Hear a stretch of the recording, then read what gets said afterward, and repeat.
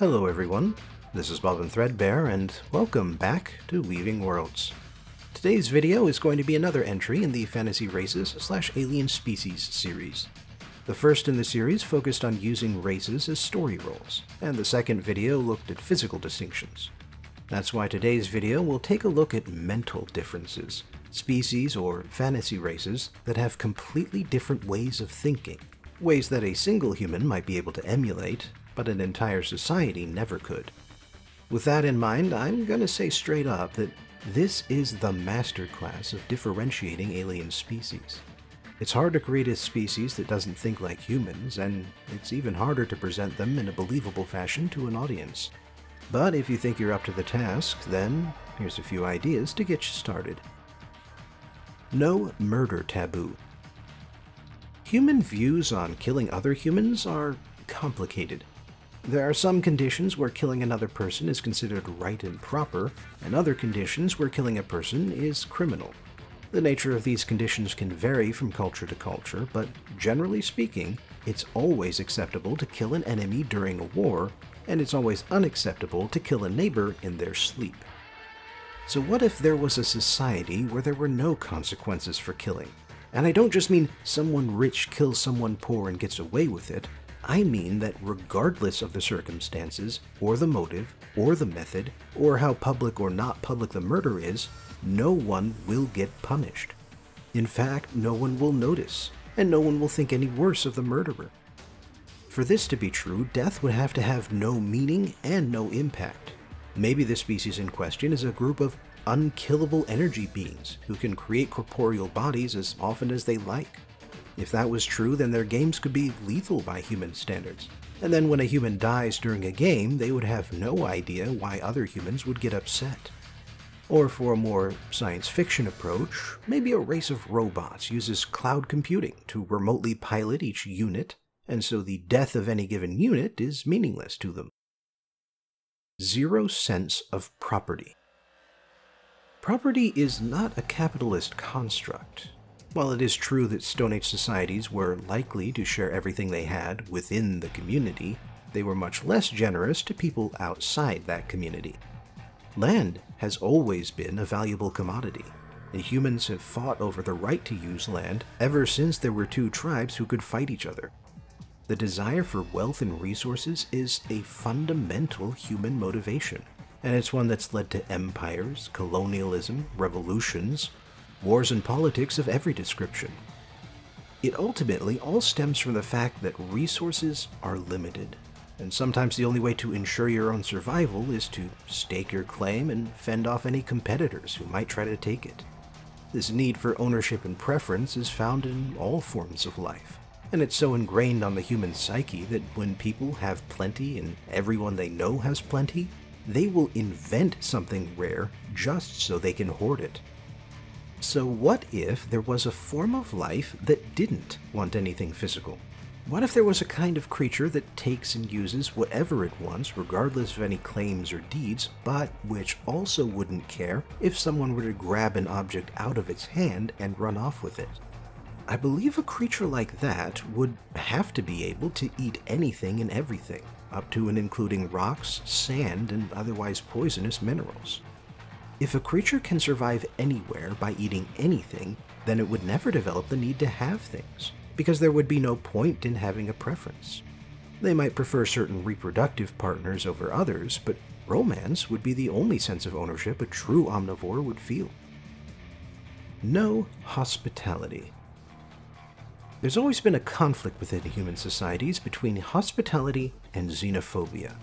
Xenophobia is, generally speaking, the default setting for social animals. You can't trust outgroups and lone individuals to behave themselves, and you can't be certain that if you adopt them, they'll be a net positive or a net negative to your community. That's why it takes a lot of effort for researchers like Jane Goodall to simply be ignored by a gorilla tribe, let alone be accepted as one of them. However, humans have more empathy than other animals, and this empathy allows us to project our sense of self onto other people, to understand where they're coming from, and to treat others the way we would want to be treated. Among other things, this allows us to treat newcomers as guests and not as strangers. And so while we don't always practice it, humanity does have an instinctual understanding of hospitality. So what if there was an intelligent species that didn't have this sort of generalized empathy? They would have to have some amount of empathy because you can't build a community without it, but maybe that empathy begins and ends with the family, or at most your immediate neighbors. Trading and traveling would be difficult to say the least, but it could still be possible. There is a gray area between hospitality and hostility, after all.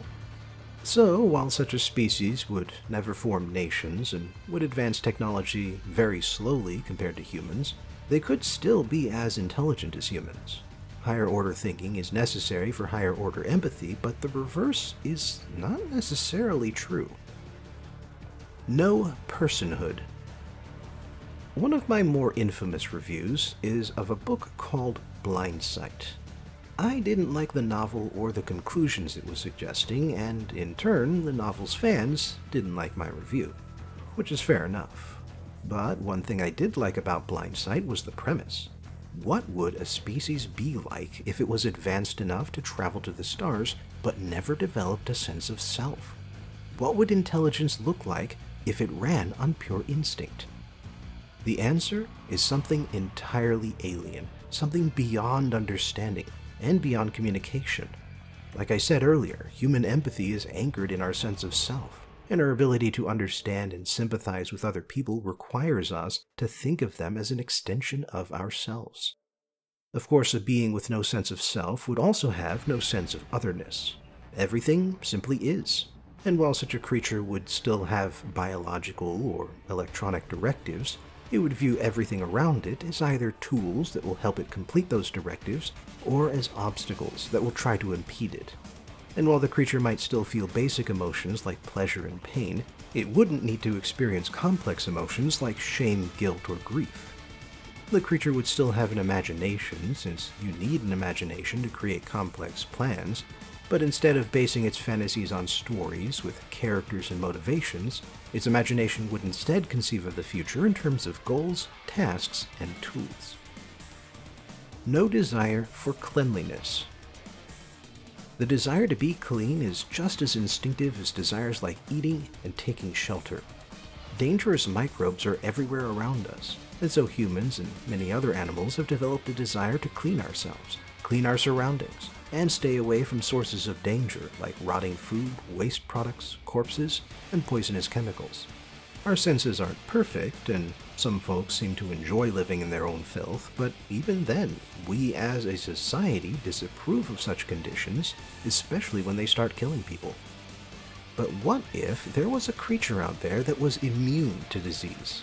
What if they didn't suffer in any way from dust, dirt, or corrosion? Keeping yourself clean can require a lot of time and energy, and so if a being doesn't suffer from being dirty, then you would have no reason to spend that energy.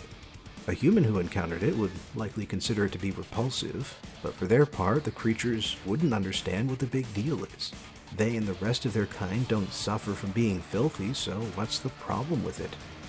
If such a creature came into long-term contact with humans and other human-like creatures, it might view cleaning less as a necessity and more like makeup or fashionable clothing.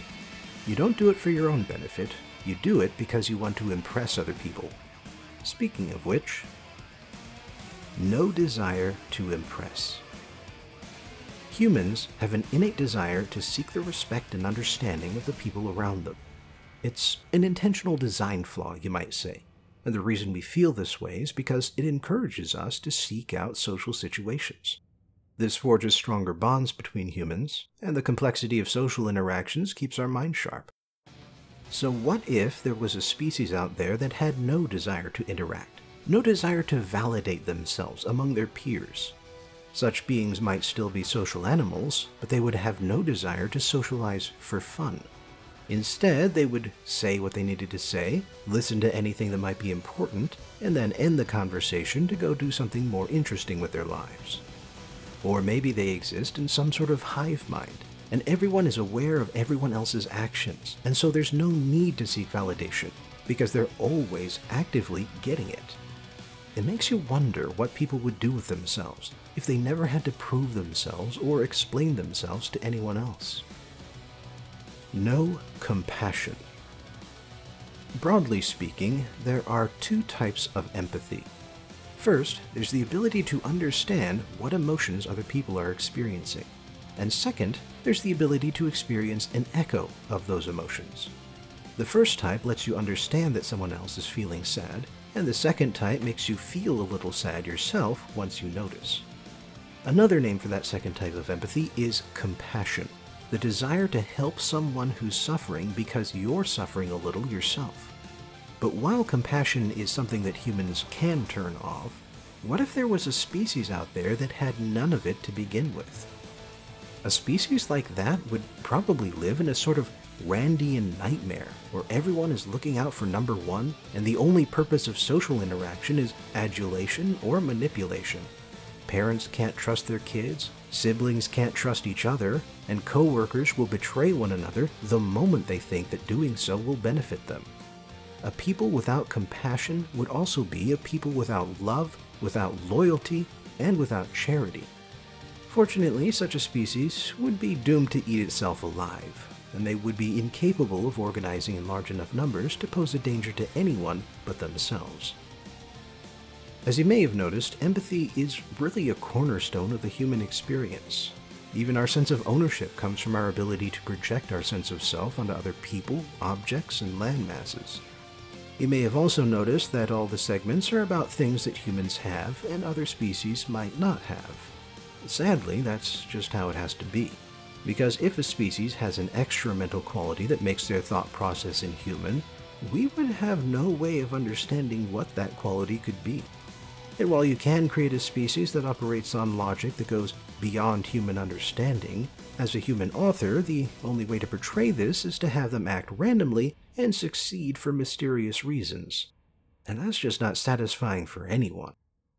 Thanks for joining me again for today's journey into Weaving Worlds. Please like, share, and subscribe because it raises my visibility here on YouTube. Check out my other stuff if you have some time, support me on Patreon if you have some money, and I hope I'll see you again for the next video.